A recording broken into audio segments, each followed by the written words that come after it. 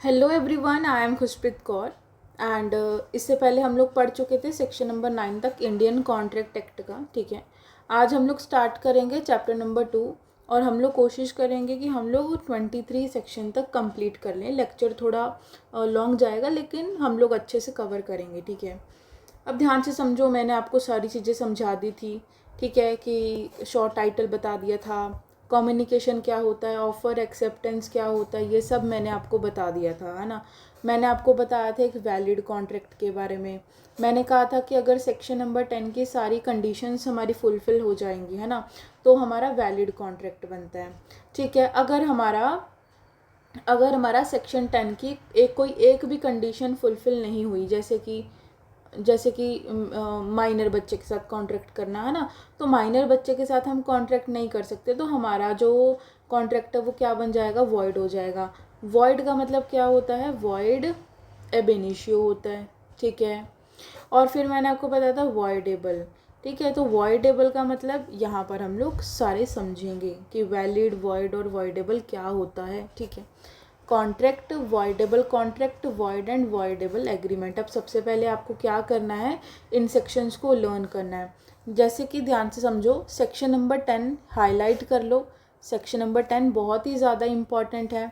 फिर उसके बाद आपको सेक्शन नंबर 10, 11, 12 ये साथ में पढ़ना है। ठीक है, फिर आपको सेक्शन नंबर 13, 14, 15, 16, 17, 18 ये सब आपको साथ में पढ़ना है। ठीक है, और ये भी हमारा क्या बात करता है, वॉइडेबल के बारे में ही बात करता है। ठीक है, लेकिन अब हम लोग क्या करेंगे, आज हम लोग कोशिश करेंगे कि आज हम लोग सेक्शन नंबर 18 तक हम लोग क्या कर लें, कवर कर लें। ठीक है, अब समझो कि चलो अब हम लोग आगे समझते हैं।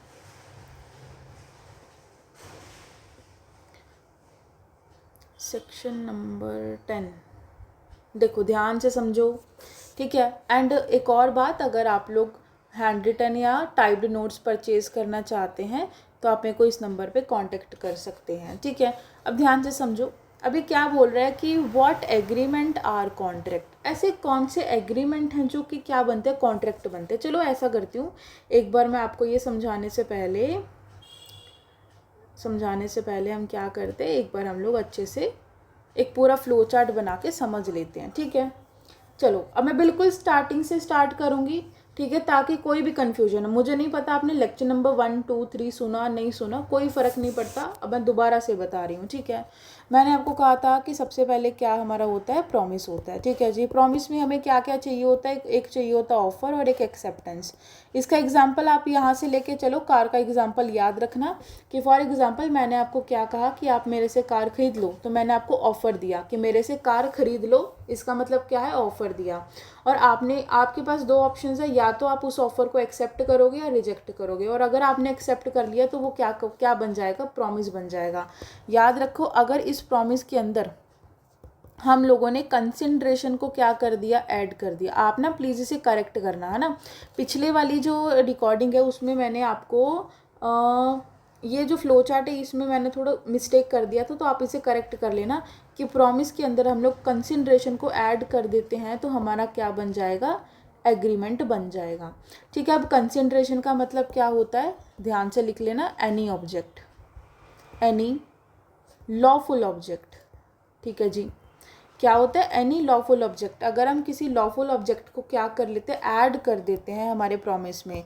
जैसे मान के चलो कि अभी अभी हमने क्या किया, सिर्फ एक ऑफर और एक्सेप्टेंस किया, और इसके साथ अगर हम लोग क्या है, किसी कंसिडरेशन को ऐड कर लें, तो कंसिडरेशन का मतलब होता है जैसे मनी हो गया, ठीक है, कार हो गई, मोबाइल फ़ोन हो गया, या कोई भी ऐसी चीज़ जिसकी कोई वैल्यूएबल चीज़ कोई भी हो गई, वो हमारा कंसिडरेशन होगा।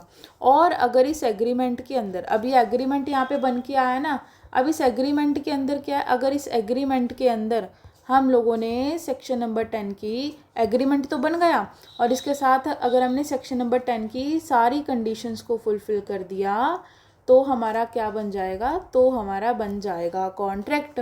ठीक है जी, याद रखेंगे, तो हमारा क्या बन जाएगा, कॉन्ट्रैक्ट बन जाएगा। तो अब इसका अच्छा से एक फ्लो चार्ट याद करना है, लिखो अच्छे से। सबसे पहले क्या था, प्रॉमिस था। प्रॉमिस प्रॉमिस किस तरह से बना, प्रॉमिस हमारा बना एक ऑफ़र से और एक एक्सेप्टेंस से। ठीक है। और अगर हमने इसमें ऐड कर दिया कंसिडरेशन तो हमारा क्या बन गया ये, तो हमारा ये कंसिडरेशन क्या बन गया, हमारा एग्रीमेंट बन गया। एक अगला बना लो, अगर हमने अपने एग्रीमेंट में सेक्शन नंबर 10 की सारी कंडीशंस का फुलफिल कर दिया तो वो हमारा कॉन्ट्रैक्ट बन गया। ये आपको याद रखना है, ठीक है। इसके आगे पढ़ो, सेक्शन नंबर 10 में क्या क्या कंडीशंस लिखी हुई हैं, अब वो अच्छे से पढ़ लो। सेक्शन नंबर 10 में सबसे पहला कंडीशन ये है कि वो क्या होना चाहिए, मेजर होना चाहिए और साउंड माइंड होना चाहिए। दूसरी कंडीशन है कि लॉफुल ऑब्जेक्ट होना चाहिए एंड लॉफुल कंसिडरेशन होना चाहिए।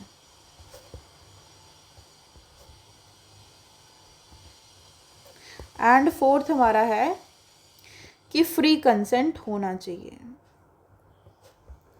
फिफ्थ हमारा है कि कोई भी ऐसा कॉन्ट्रैक्ट डिक्लेयर्ड नहीं होना चाहिए void by the competent court, ठीक है। ये आपको एग्ज़ाम में ऐसे ही लिखना है। तो ये हमारी 5 कंडीशंस हैं, ठीक है। अगर ये सारी फुलफिल हैं तो ठीक है। अब समझो, अब एक अच्छा सा कंसेप्ट समझो आप फ्री कंसेंट का। फ्री कंसेंट का मतलब क्या है कि अगर आपको कॉन्ट्रैक्ट बनाना है, अगर आपको कॉन्ट्रैक्ट बनाना है तो आपको क्या चाहिए, आपको फ्री कंसेंट चाहिए। मतलब सामने वाले की क्या होनी चाहिए, मर्जी होनी चाहिए वो कॉन्ट्रैक्ट करने के लिए। देखो मैंने आपको 2 चीज़ें बताई थी। एक चीज़ मैंने आपको बताई थी कि एक हमारा है वैलिड कॉन्ट्रैक्ट। वैलिड कॉन्ट्रैक्ट कब है, जब आप सेक्शन नंबर 10 को फुलफिल कर देते हो, ठीक है। एंड वॉइड हमारा कब है, जब आप सेक्शन नंबर 10 को फुलफिल नहीं करते हो तो हमारा कॉन्ट्रैक्ट वॉइड बन जाएगा। लेकिन एक मैंने आपको बताया था वॉइडेबल। अब वॉइडेबल अभी मैं बताने लगी हूँ। वॉइडेबल का मतलब क्या होता है, ध्यान से समझना, अच्छा सा पेन लेंगे। फ्री कंसेंट, मैंने कहा था कि फ्री कंसेंट होनी चाहिए। अब कॉन्ट्रैक्ट कब वॉइडेबल बन जाएगा, कॉन्ट्रैक्ट कब वॉइडेबल बन जाएगा, कॉन्ट्रैक्ट वॉइडेबल बन जाएगा अगर फ्री कंसेंट नहीं होगी तो। अगर फ्री कंसेंट नहीं होगी तो पहला पॉइंट इसका है कॉर्शियन, ठीक है। कॉर्शियन का हिंदी में मतलब लिख लो धमकी देना।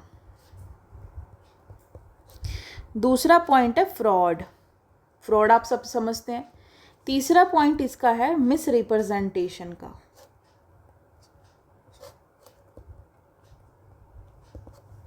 फोर्थ पॉइंट इसका है अंडे इन्फ्लुएंस का। और फिफ्थ पॉइंट इसका है मिस्टेक का।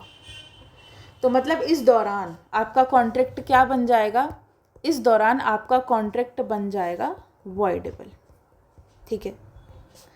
आपका वॉइडेबल कॉन्ट्रैक्ट बन जाएगा। अब एग्जाम्पल से समझाती हूँ कि किस तरह से वॉइडेबल कॉन्ट्रैक्ट बनेगा, ध्यान से समझना। कि ए पर्सन है, ए पर्सन ने बी पर्सन को क्या किया, कॉर्शियन किया, मतलब धमकी दी। एक इसका घर है, इसने कहा कि ये अपना घर, इसके घर की वैल्यू क्या है, 10 लाख रुपए है। और ए पर्सन ने कहा कि मैं तेरे को मार दूंगा, तेरे घर वालों को मार दूंगा, अपना घर तो मेरे को कितने लाख रुपए में दे दे, 1 लाख रुपीज़ में दे दे। अभी बेचारा डर गया। अभी बेचारे ने क्या किया, सिग्नेचर कर दिए। ये रहा कॉन्ट्रैक्ट, इस कॉन्ट्रैक्ट पर सिग्नेचर कर दिए कि ठीक है ये घर तुम्हारा 1 लाख रुपए में। अब ये इंसान को तो फ़ायदा हो गया, ये तो गया अपने घर। ये बी वाले पर्सन की बात करते हैं। बी कौन है, एग्रीव्ड पर्सन, जिसे नुकसान हुआ है, एग्रीव्ड पर्सन जिसे नुकसान हुआ। इस पर्सन के पास 2 ऑप्शंस हैं। एक ऑप्शन ये है कि वो क्या करे, वो इस कॉन्ट्रैक्ट को एक्सेप्ट कर ले। मतलब इसकी यहाँ फ्री कंसेंट नहीं थी, there is a no free consent, no free consent. लेकिन ये क्या कर दे, फ्री कंसेंट दे दे, हिंदी में लिख लेना, फ्री कंसेंट दे दे तो contract become valid, valid contract बन जाएगा। लेकिन अब ये क्या करे, ये यहाँ पर केस फाइल कर दे इसके खिलाफ कि पहले तो चलो अपना घर दे दिया, फिर क्या कर दे, केस फाइल कर दे। केस फाइल कर दिया तो देन कॉन्ट्रैक्ट हमारा क्या है, वॉइड बन जाएगा। बात समझ गए? तो ये इसे बोलते हैं वॉइडेबल, जो कि ना ही वैलिड है ना ही वॉइड है, जिसे वैलिड भी बनाया जा सकता है और वॉइड भी बनाया जा सकता है। लिख लो कि जिसे वॉइड भी बनाया जा सकता है और वैलिड भी। ठीक है, तो वही हम लोग अब आगे समझते हैं। देखो सेक्शन नंबर 10 तो यही बात करता है कि कौन से एग्रीमेंट क्या है, कॉन्ट्रैक्ट है। तो all agreements are a contract, सारे एग्रीमेंट कॉन्ट्रैक्ट होंगे अगर वो फ्री कंसेंट के साथ बने हुए हैं, कंपटेंट कॉन्ट्रैक्ट है, लॉफुल कंसिडरेशन है, लॉफुल ऑब्जेक्ट है, and not hereby expressly declared by to be a void, कि उसे कोर्ट के द्वारा वॉइड डिक्लेयर नहीं किया गया है। फिर है nothing herein content shall affect any law in the force, कहते वो किसी भी लॉ को इन्फोर्स में नहीं लेकर आते। ये सारी चीज़ें बकवास लिखी हुई है। ठीक है, फिर है section number 11, who are competent to contract. Every person is competent to contract, कहते हर इंसान क्या है, कंपटेंट टू कॉन्ट्रैक्ट है, जिसकी उम्र क्या है, मेजॉरिटी की, जो 18+ है, जो साउंड माइंड है और जो डिस्क्वालीफाई नहीं है कॉन्ट्रैक्ट करने के लिए। समझ गए भैया, मेजर होना चाहिए और साउंड माइंड होना चाहिए। सेक्शन नंबर 12 हमारा बात करता है what is a sound mind for the purpose of contracting. बहुत सिंपल बात समझ लेना, कुछ ऐसे लोग होते हैं जो कि पर्टिकुलर टाइम पीरियड के लिए क्या होते हैं, अनसाउंड माइंड होते हैं। जैसे कईयों को पैनिक अटैक्स आते हैं, कुछ समय के लिए वो डिप्रेशन में चले गए हैं ना, या कुछ समय के लिए, मतलब कई बार क्या होता है आपको पता है कि कुछ ऐसे लोग होते हैं जिन्हें ऐसी प्रॉब्लम होती है कि वो बात भूल जाते हैं या उन्हें कोई चीज़ याद नहीं रहती है ना। तो उन लोगों के लिए कहा गया कि जो लोग जो पर्टिकुलर पीरियड ऑफ टाइम के लिए क्या है, अनसाउंड माइंड है, वो उस दौरान क्या नहीं कर सकते, कॉन्ट्रैक्ट नहीं कर सकते। ठीक है, एंड अगर मतलब जब वो सही हो जाएंगे, जब वो साउंड माइंड हो जाएंगे, देन वो क्या कर सकते हैं, कॉन्ट्रैक्ट कर सकते हैं। तो a person is said to be a sound mind for the purpose of making a contract, कहते हैं कॉन्ट्रैक्ट बनाने के लिए साउंड माइंड होना चाहिए। ठीक है, एंड आपका क्या होना चाहिए, कैपेबल हो आप उसे समझने के लिए। ऐसा नहीं कोई भी इंसान, भाई आप कॉन्ट्रैक्ट तभी करोगे जब आप उस चीज़ को समझने के लिए कैपेबल हो, और अगर आप कैपेबल नहीं हो तो आप अनसाउंड माइंड के पर्सन हो। ये 2 पॉइंट आपको याद रखने हैं। अ person who is usually of unsound mind, ऐसा इंसान जो कि यूजुअली तो अनसाउंड माइंड है लेकिन ओकेजनली कुछ पर्टिकुलर टाइम पीरियड के लिए वो साउंड माइंड हो जाता है। तो जिस समय वो साउंड माइंड है वो क्या कर सकता है, कॉन्ट्रैक्ट कर सकता है। वैसा ही सेम नीचे लिखा है, एक ऐसा पर्सन जो कि यूजुअली साउंड माइंड है, वैसे तो वो सही रहता है लेकिन कुछ ओकेजनली कुछ समय के लिए वो अनसाउंड माइंड का पर्सन हो जाता है, देन वो उस दौरान क्या नहीं कर सकता, कॉन्ट्रैक्ट नहीं कर सकता। ठीक है, एग्जाम्पल्स आप इसके रीड कर लेना, इलस्ट्रेशंस। सेक्शन नंबर 13 हमारा बात करता है कंसेंट के बारे में। 2 और more persons are said to be a consent when they are agree upon the same thing in a same manner। ठीक है, इसमें कहा गया कि जब 2 या 2 से ज़्यादा लोग अपनी कंसेंट दे देते हैं, एग्री करते हैं किसी भी चीज़ को करने के लिए, वो एग्री करते हैं सेम थिंग और सेम सेंस में। अब सेक्शन नंबर 14 भी छोटा सा है, बोलता कि जो कॉर्शन मैंने धमकी, section number 15, under influence section number 16, fraud section number 17, miss representation section number 18 and mistake section number 20, 21 and 22 में डील करता है। तो आपको इसका बहुत अच्छा खासा फ्लो चार्ट बनाना है अपने एग्ज़ाम के अंदर, LLB के एग्ज़ाम के अंदर। अगर नहीं बनाकर आए तो आपकी गलती हो जाएगी, ठीक है, और मार्क्स नहीं मिलेंगे। तो फ्लो चार्ट बहुत अच्छे से बनाओ, क्योंकि बहुत अच्छे नंबर मिलते हैं जो भी बच्चा फ्लो चार्ट बनाता है, इंट्रोडक्शन को ऐड करता है, कंक्लूजन को ऐड करता है। फिर लिखा गया consent is set to be a caused when it is not given express. कहा गया कि फ्री कंसेंट नहीं मानी जाएगी अगर कंसेंट इन 5 चीज़ों के द्वारा ली गई है, और ये हमारा वॉइडेबल कॉन्ट्रैक्ट बनाता है। हेडिंग पढ़ लो ना, इसमें क्या लिखा है, contract, voidable contract and void agreement. Void agreement तो हमारा बाद में बात करता है, सेक्शन नंबर 24 से 30 तक बात करता है। अब समझो कॉर्शियन का मतलब, कॉर्शियन का मतलब है आप क्या कर रहे हो, आप कोई चीज़ कमिट कर रहे हो, ठीक है, आप क्या कर रहे हो, थ्रेटन कर रहे हो। थ्रेटन का मतलब क्या होता है भाई, धमकी देना। आप क्या कर रहे हो, threatening to commit any act forbidden by IPC, कि आईपीसी, आपको पता है आईपीसी अब हट के क्या हो गया है, भारतीय न्याय संहिता बन गया है, अब बीएनएस है ना। तो आईपीसी के अंदर कहते हैं जिस चीज़ को फॉरबिड किया गया, फॉरबिड का मतलब हिंदी में लिख लो मना किया गया, कि थ्रेटिंग टू कमिट, एक इंसान क्या करता है, धमकी देता है किसी को और एक ऐसा एक्ट कमिट करता है जिसे फॉरबिडन किया गया है आईपीसी के द्वारा। आप अनलॉफुल क्या कर लेते हो, आप अनलॉफुल तरीके से किसी चीज़ को डिटेन कर लेते हो। डिटेन इन द सेंस कि मान के चलो मैंने आपका फ़ोन अपने पास रख लिया, डिटेन कर लिया, मैंने किसी की प्रॉपर्टी को डिटेन कर लिया, मैंने किसी पर्सन को डिटेन कर लिया। तो अगर इस दौरान अगर मैं किसी भी एग्रीमेंट में एंटर होती हूँ तो उस एग्रीमेंट को क्या कहेंगे, उस एग्रीमेंट को वॉइडेबल एग्रीमेंट कहेंगे या वॉइडेबल कॉन्ट्रैक्ट कहेंगे। बात समझ गए क्या?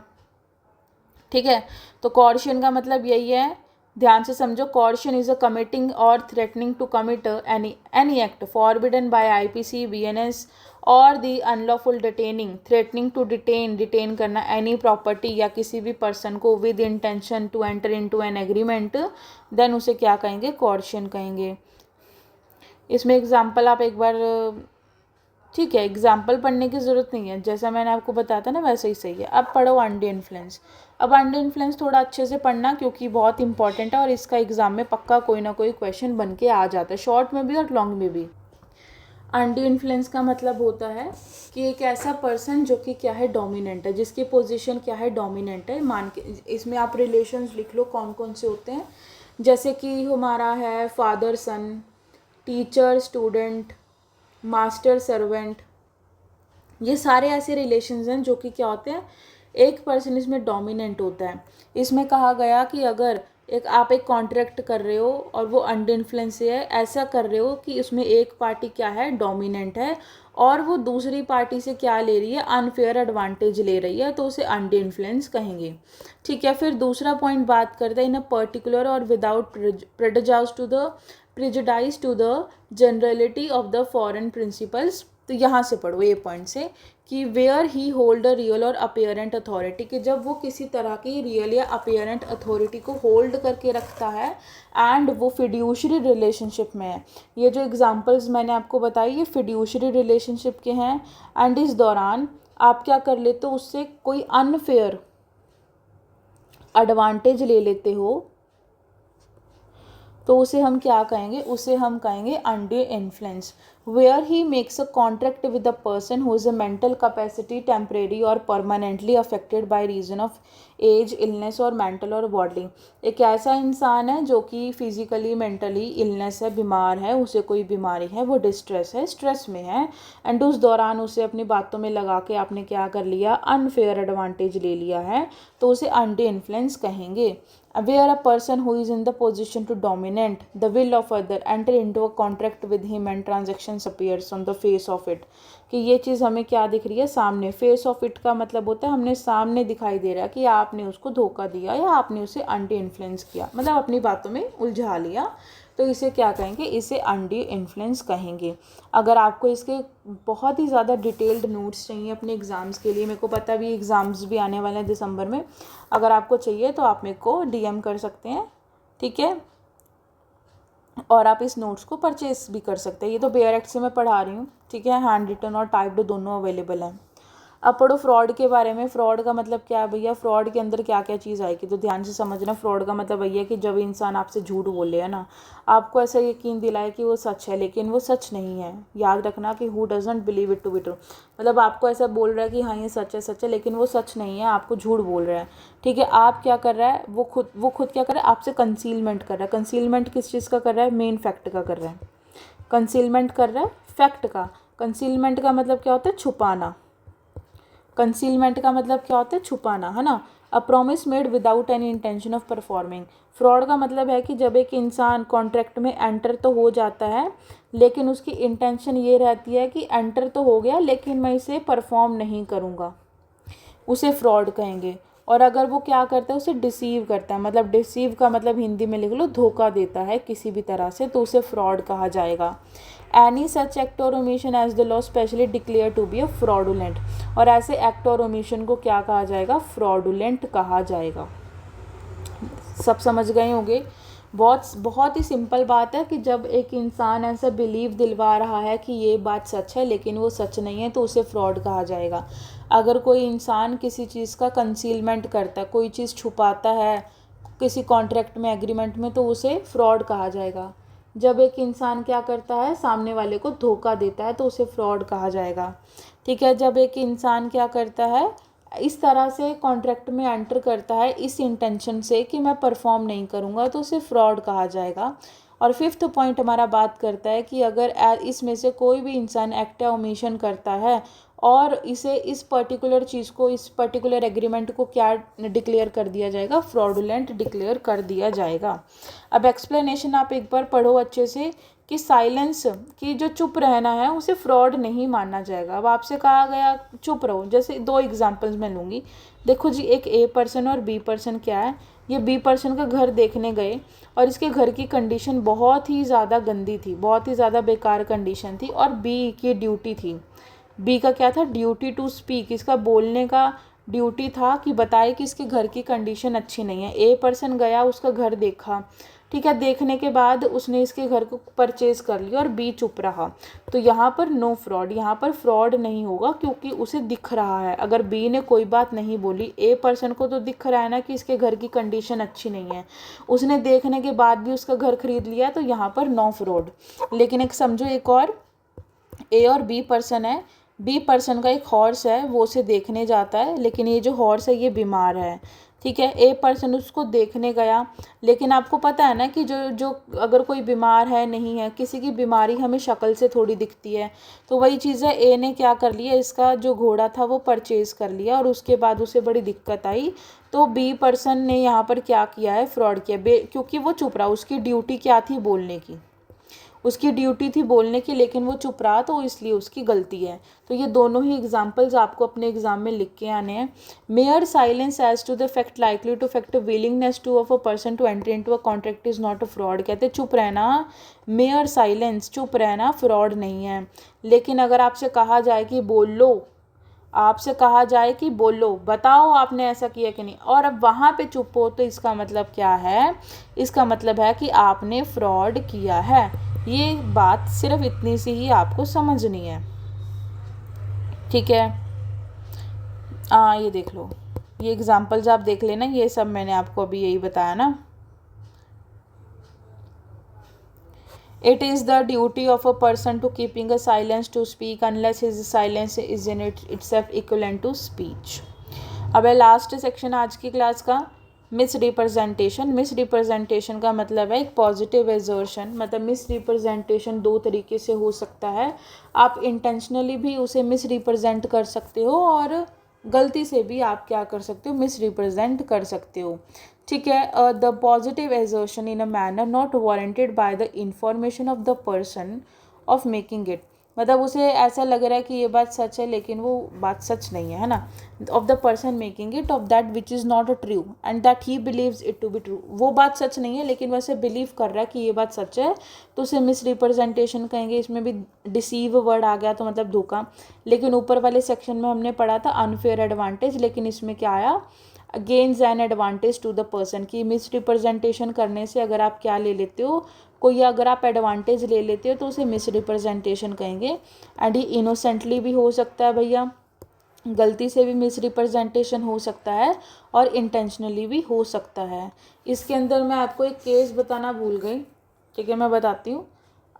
एक केस है मोरी बीबी का। इस केस में क्या हुआ था, केस का नाम लिख लेना आप, ये लिखोगे सेक्शन नंबर 10, 11, 12 के साथ। एक मोहरी बीबी वर्सेस धर्मोदास का केस है। इसमें क्या था, एक मनी लेंडर था, ठीक है। ये क्या करता है, ये एक छोटे बच्चे को 20,000 रुपये का ब्याज पे पैसा दे देता है, लेकिन इसे बाद में पता चलता है कि ये माइनर है और ये जाता है कोर्ट के पास। कोर्ट को बोलता है कि सर मुझे कंपनसेशन दिलवाओ मेरा। कोर्ट बोलता है कि आपको कंपनसेशन नहीं मिलेगा क्योंकि माइनर बच्चा है वो, आपकी गलती, आपने क्यों नहीं देखा कॉन्ट्रैक्ट करते समय कि वो माइनर है या मेजर है, तो आपको इसमें कंपनसेशन नहीं मिलेगा। मतलब आपने जो उसे 20,000 रुपये दिए वो आपको नहीं मिलेंगे। लेकिन सेक्शन नंबर 33 SRA में कहा गया है कि एक